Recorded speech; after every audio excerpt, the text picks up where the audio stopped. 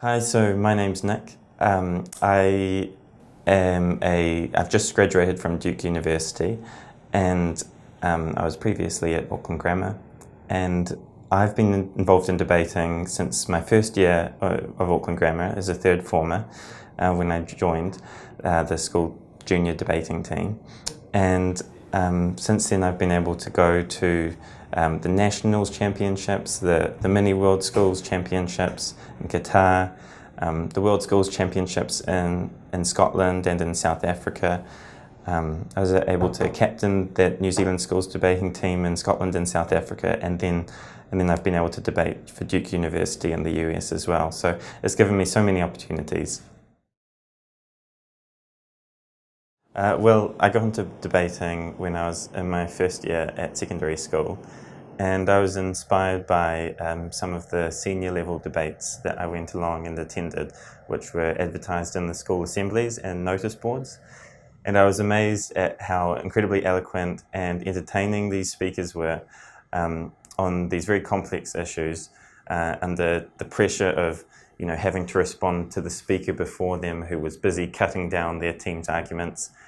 And it's a great extracurricular activity because it affords you all of these opportunities, but it also equips you with really essential skills.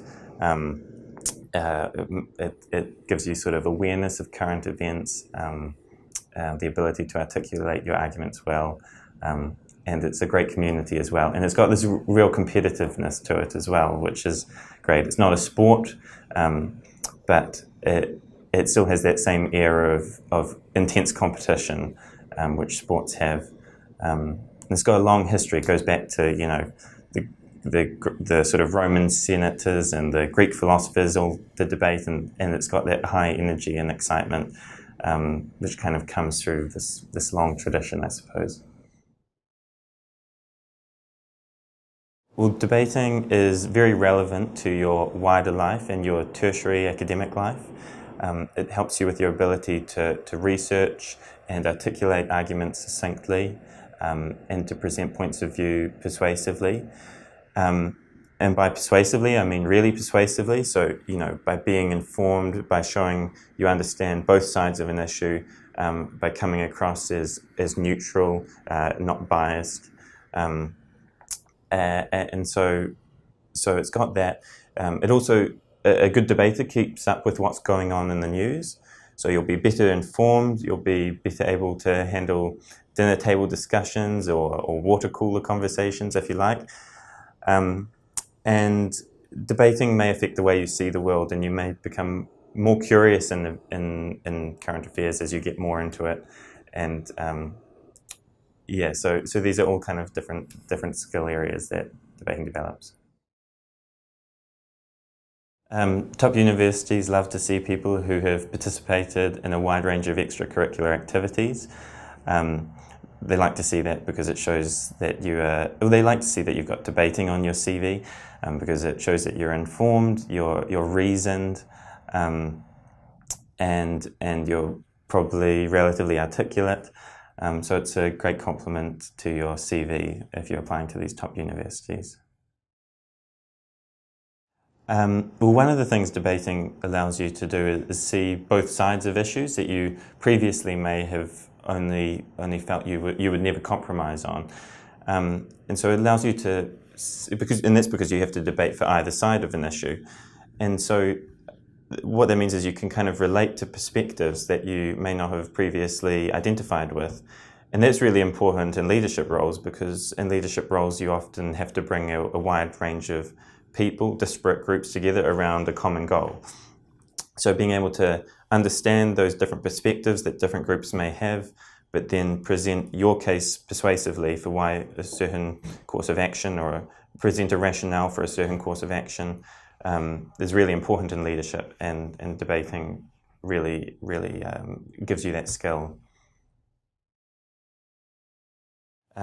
It gives you more credibility if you can show that you are aware of what's going on, and your facts are all accurate. And so examples of sources you can use are reading things like The Guardian or Al Jazeera or BBC, Washington Post. And there are dozens of great books on topics which come up regularly in debating, like religion, politics, economics. And so reading sources like that is really good as well. The more you know about these things, the better you'll be in debating. Well, firstly, there are generally sort of three types of debates: prepared debates, impromptu debates, and unprepared debates. So in a prepared debate, the motion or the moot, which is the topic you're debating about, is given to you from a week to several months in advance. And you have all that time to research using whatever sources you can find to present your arguments. And then in an unprepared debate, you get given the topic about half an hour to an hour in advance, and you can't use other sources. You just use your own knowledge that you take into the preparation room with your teammates. And then in an impromptu debate, you get given the topic about 5 minutes in advance. And so you really just have just a little bit of time to just write down the very barest outline of the case that you're going to make with your teammates. So those are the three types. Now there are two teams in a debate, the affirmative team and a negative team. So the affirmative team supports the topic that's being proposed, and the negative team negates it and negates the case that's being made by the affirmative team. And generally there are 3 speakers per team, but in some formats of debate there are 2 speakers, and there's a judge or a panel of judges, which are also known as adjudicators, to adjudicate the debate or judge the debate. And they'll judge the performances of the individual speakers as well as the debate as a whole and decide who wins the debate. So everyone on each speaker, the first, second and third speaker, all have different roles. The first affirmative speaker's role is to present his or her team's case and lay out the debate, defining key terms in the debate so that you can have a great debate. They also have to present the main substantive arguments of the affirming team. Then the first negative speaker has to negate what the first affirming speaker has said and also present his team's case, and also accept or reject any elements of the definition that the first affirming speaker may have brought forward. Then the second affirming speaker has to rebuild or defend the arguments his first affirming speaker has made that have been attacked by the first negating speaker, and also bring forward some new arguments. The second negating speaker has to respond to everything that's basically been said so far and bring a few new arguments to the table. And then the third speaker's jobs, both of the third speakers have to rebut what's been said by the other team, as well as kind of summarize the debate, showing why their team has won each of the key issues in the debate. Then there's also the leader's replies. So in the leader's replies, the